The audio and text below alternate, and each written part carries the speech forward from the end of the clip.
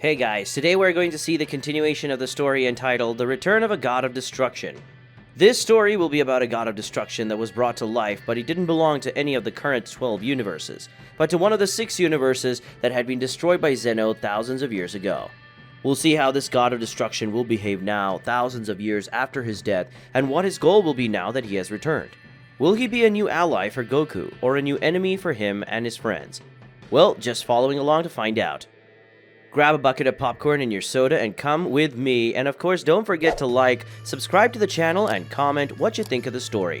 Well, without further ado, let's start following this incredible story. In the second universe. In the second universe, on a planet that had a dry climate with a terrain made of sand with some reliefs and mountains of stones that had an orange and half-red tone, it was possible to see a being sitting on a kind of throne made of sand. The one that was sitting on it was Big Mun, who was in that place waiting for 2 new opponents to arrive, to be killed by the hands of the ancient god of destruction. But while Rumshi and Mule did not arrive, Big Mun was looking at all sides of the planet and remembering the time when Big Mun was not a god of destruction, and lived on a planet similar to the one he was on at the time. Big Mun thought, "Back when I was a simple mortal and lived my life as the king of my planet, things were simple. I ordered, and those who were wise obeyed, and those who did not obey me were killed by my hands. After all, a king like me needed to keep order in his kingdom, and those who didn't follow my orders could create a rebellion. So fear was my greatest weapon against all living beings. And because of that, my kingdom stayed at the top since the beginning of my reign.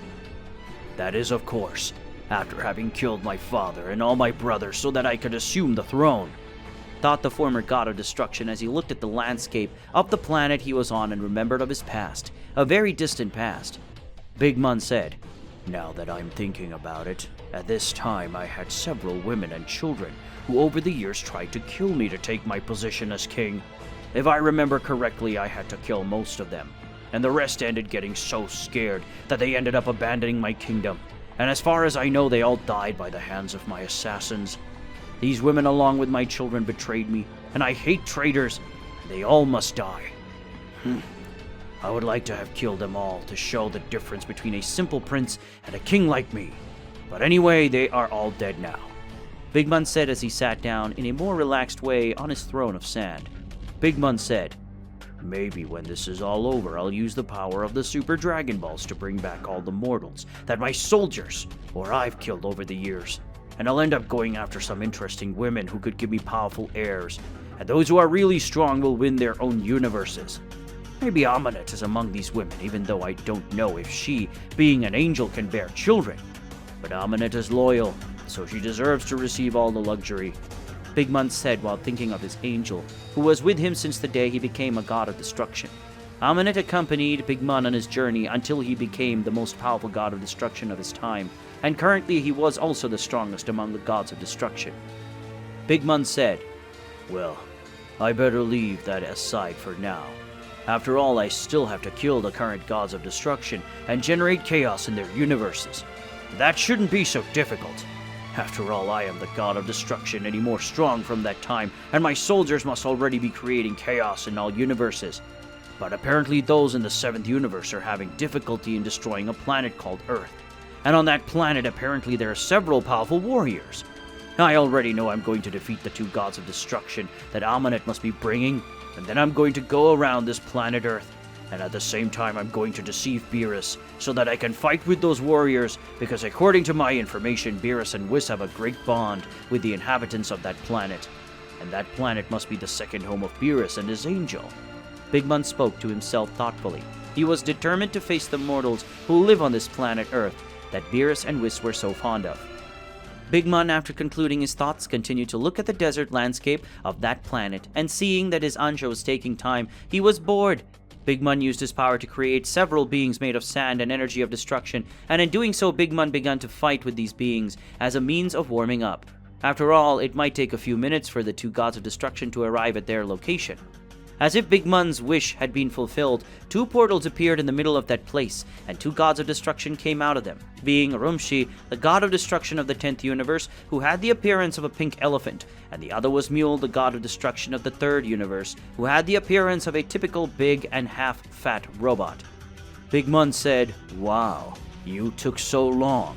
I thought Amunet had forgotten my orders, but she must have waited for the right moment to catch you too. After all, now you are more and more fearful, and it's kind of hard to deceive you when you're together. I don't want to warn everyone about who will be the next gods of destruction to be killed by my hands. Big Mun spoke while turning his sand soldiers back to just lifeless sand and looked at the two gods of destruction in his front. Rumshi said, Big Mun, you damn! Rumshi spoke in an irritated tone while looking at Big Mun, who just yawned listening to that because he was bored. Mule said, You're very brave to kill the two of us and then bring two gods of destruction to an isolated planet. And I don't need to be smart to know that you did that to be able to face us and kill us. Right, Big Mun? Said a small being coming out of the robot. This being had a red skin and had two large horns on his head. This being was the true Mule, the god of destruction of the third universe. Big Mun spoke. At least one of you is smart enough to know what I thought of doing in bringing you to this planet. Well, let's get on with it, because I have to kill your other companions, and then the idiots who serve as your guide. Big Mun spoke before releasing his power and then advancing against the two gods of destruction. Mule was the first to react, leaving close to his armor quickly and advancing against Big Mun, who tried to land a punch in his face. But Mule, being very small and fast, managed to dodge and hit a kick in the face of Big Mun, but his attack, there was no effect on the former god of destruction, who ended up countering with a slap with the back of his hand, making Mule move away, and that was good, because the moment Rumshi saw an opening, he fired a spear of destruction that ended hitting Big Mun, throwing him away and leaving a trail of destruction along the way. Mule, after recovering, stood next to Rumshi, and both faced the place where they felt Big Mun's energy.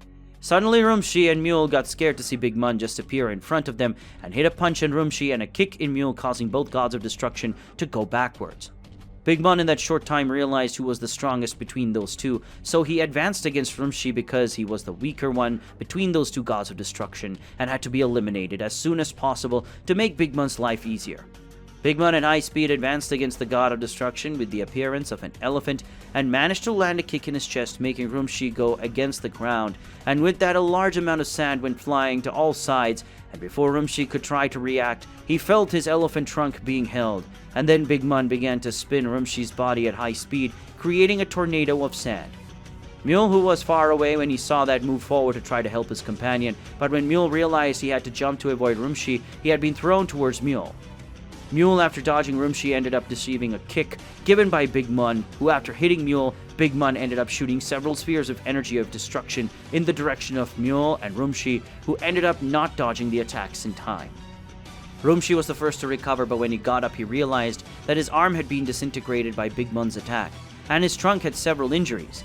Mule had purple marks on his body, and one of his horns had already been completely destroyed, and the other was missing a piece. Big Mun said, Congratulations, you managed to survive. But it's time to kill you two at once. After all, I have some plans. Big Mun said before channeling his ki into his arm, and in a quick movement, he disappeared and reappeared behind both gods of destruction with his arm raised. Big Mun used his ki, and suddenly the head of both gods of destruction were severed from their bodies. And not only that, but all the mountains had been cut down, and all with a simple Big Mun arm swing that when swinging his arm, he released a wave of destruction energy that cut everything.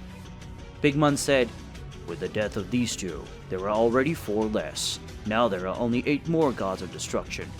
But before I have to go to planet Earth and play with the mortals that Beerus likes so much. Big Mun said with a triumphant smile on his face as he looked at Rumshi and Mule's bodies, turned to ash that soon disappeared because of the wind. With that, we'll end today's video. If you want to see the continuation of this incredible story, leave a lot of likes in the video and comment, and don't forget to subscribe to the channel. See you another day, guys.